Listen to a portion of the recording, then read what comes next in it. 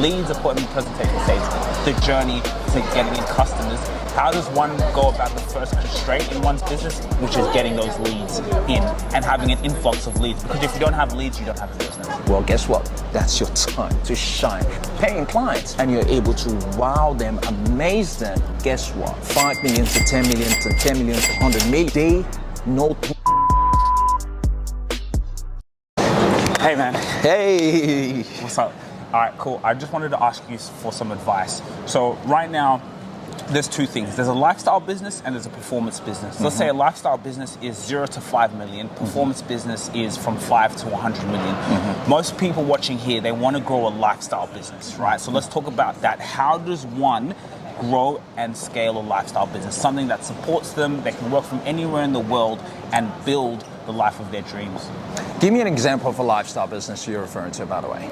A lifestyle business, small team. So that's from 0 to, let's say, 8 to 10 people in your team, and you're providing value in the marketplace. Could be any business, something that's remote. So I'm presuming, obviously, when you're talking about lifestyle, the owner of this business wants the flexibility to be able to work from anywhere in the world, be able to plug in Australia and maybe, decide to take a trip to the Caribbean and plug in the Caribbean. And it just supports their lifestyle. Whereas performance business, obviously, you're dealing with 0 to 30, 40, 50 people, right? So, and the question is, how does someone go about creating such a business like that? Creating such a business like that, it also requires the same kind of startup process in a way. You got to be able to think about, okay, what's the vision for me to be able to create such a business, right? You go, okay, how would the business operate without me having to be in a physical location and have people all around the world support me to be able to deliver on the service that I promise to my clientele as well? Well, you got to be able to look at things like infrastructure, process, procedures. Like business like that has to have a very, very, very, very good process and structure in place, right? So the process is still the same. You have to have a clear vision. Who does what, who does this, who does that, right? Once you've got that in place and you have a clear process and a clear procedure in place, then I guess you can now really start going, okay, where do I take this from here, right? But if we were to bring it back down from a micro level and you go, all right, I've got a media agency or I've got a marketing agency that does social media marketing for businesses all around the world. Well, you could be the founder of the business and your role in that business could be the one that signed people up into the business. So you could be good at building relationship, you could be good at bringing in the business, but you might be bad at social media marketing, you might be bad at the ongoing updates to customers in terms of how the campaigns are tracking and so on and so forth. Now, how do you create a team around you to be able to deliver top-notch service at the same time while you create a lifestyle kind of business? Well, it comes down to, your communication skill. It comes down to the process and system you have in place. Some people use Slack to be able to communicate with their team all around the world. Some people use WhatsApp, but you got to kind of work out what works for you. Once you've decided that, you got to go, okay, how do I collect money from my clients, right? Because that's something you really got to be able to work on. How do I go about doing that? Is this something I have to physically change every month, or do I create some sort of an automation in place where it basically asks for the payment, and if the payment hasn't hit the bank account, so there's some sort of automation or follow-up where you get notified that this person hasn't paid for their monthly subscription, and how you go about doing it. But I'll say the key aspect of creating a lifestyle business is you have to have a clear vision in terms of how that lifestyle business should operate. Remember, you said the word business. It could be a lifestyle business, but it must be profitable to be classified a business. If it's not profitable, then it's just more of a lifestyle hobby, right? So do you want to create a lifestyle hobby, or do you want to create a lifestyle business? So that's something you got to be clear about. And how do you want that business to grow? Do you want to see yourself in the future to 100%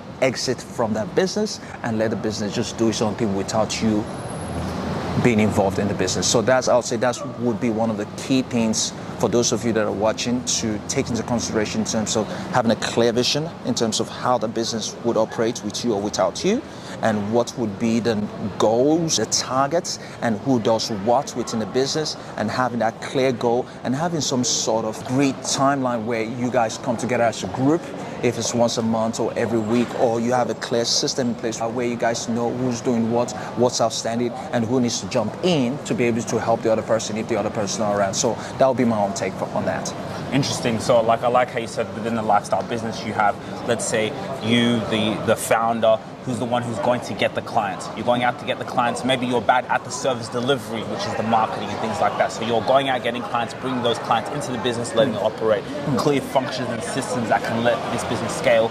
So, in business we have this thing called leads, appointments, presentation, sales. Leads, appointment, presentation, sales. The journey to getting in customers.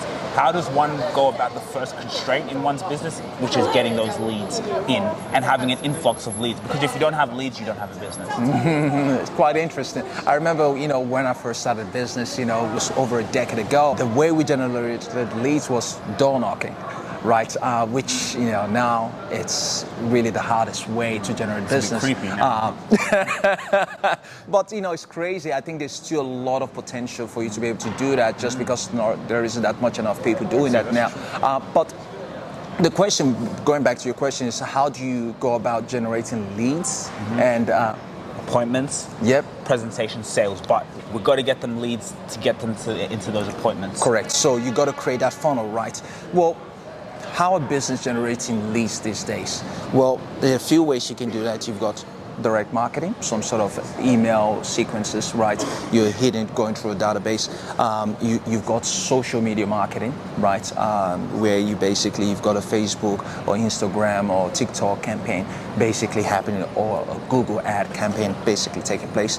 And you've also got basically, direct marketing, word of mouth, where, someone knows you and they've referred someone back to you, or you've basically got repeat business coming back to you. These are typically the three forms of marketing that you could potentially do. Now, depending on what stage you are in your business, and depending on how much capital you've also got, you might be able to go, okay, all right, where can I basically deploy my funds the most for me to be able to get the largest amount of ROI? This is someone with no money at all. So with someone with no money, unfortunately, if you've got no money, then you got to do most of those yourself, right? So if you're going to be running a Facebook ad, then you can't really afford to get a Facebook ad manager. So you would have to manage those ads. So how do you do it? Well, you go watch a lot of YouTube videos. If you have no money for ads. If you've got no money for ad, well, you can still do Facebook ad. If you don't have any money, the only other way you can appear on Google is when you start basically writing a lot of content on your website. So you take out a time, you basically just pumping content upon content every single day. The more content you have, you can write on, the quicker and the easier you start ranking on Google. So basically what you will be doing is, what are the pressing questions people are asking? Type in a particular kind of keyword, and it will tell you what are the words people are typing along that line, and you answer that question in a blog format. And if you can answer that question detailed and you're doing that regularly, in terms of how long it's going to take before you start showing up or ranking on Google, it also depends on the industry you're in. If the industry is quite competitive, it might take a while before you. But if the industry is quite a niche industry, you will be quite surprised how quickly it can easily rank up. So I would say those are some of the key things you can do if you're really got no money to spend. There are a few ways. You want to get those leads into appointments, presentations. Absolutely, but don't underestimate door knocking. Because you've got no money, what else have you got to lose? Approach, a potential prospect you think might be able to work with you. Nothing stops you from going to a business location, knocking in the door, and introducing yourself, saying, "Hey, listen, this is what I do. This is what I do. This is how I do it." And if you do that multiple times, you will be surprised. Someone say, "You know what? I'm willing to give you a go. I'm willing to give you a chance to see what you've got to offer." And once you get that opportunity, well, guess what? That's your time to shine, and you give it everything you can. Because once you do that, you've got that one client, paying clients, and you're able to wow them, amaze them. Guess what? They would refer you on to someone else. And if they don't be shy, don't be scared to ask them to refer someone on to you. Cool. Boom. And then let's say last question for someone who has the vision to turn their lifestyle business 0 to 5 million now into a performance business, which is over 100 employees. How does one go about that strategy once they've got a well-functioning oil? Once you've got a well-functioning oil, it depends on the energies you got, I would say at that point in time you really want to spend as much time on structure. Before you even get to that, you've already created some sort of structure. Say that you continue championing on that goal in terms of, you keep leading the organization towards the path, or you get someone fresh with new ideas to take it to the next level. Right, you can go headhunt particular type of CEOs that have done in the past with other organizations to get you to where you need to go to, and you get that CEO into your organization to do that. Obviously, the right CEO. So it will be really up to you, because for you to go from $0 to $5 million, it takes a certain type of skill sets. Then to go from 5 million to 100 million, it takes a all different type of skill sets. So if you think you don't have that skill set to take you to the next level, then maybe it just might be a right time for you to get someone that has got a record in terms of doing it before. So then basically, if you've got someone that has been able to grow a company from 5 million to 10 million to 10 million to 100 million, they know things you don't know that haven't grown a business to that particular milestone. So you might be better off headhunting those guys and say, selling the dream to them and going, how would you like to be able to take my business to the next level too as well? That's Cool. what I will be doing. I know you're really busy. Thank you so much for the time. Thank you so much. Cool. And guys, if you have any questions, feel free, let us know in the description below. We're looking for a mentor, entrepreneur. Here you have it. See you later. See you guys.